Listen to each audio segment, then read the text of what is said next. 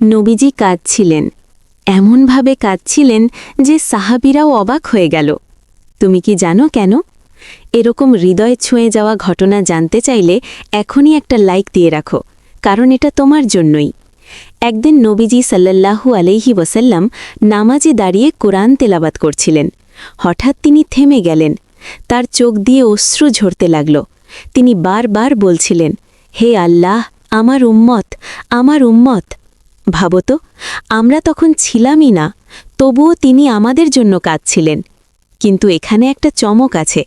আমরা যাদের জন্য তিনি কাঁদলেন, সেই আমরাই কি আজ তার সুন্নাহ মানছি, নাকি উল্টো পথে হাঁটছি? এটাই সবচেয়ে কষ্টের সত্য।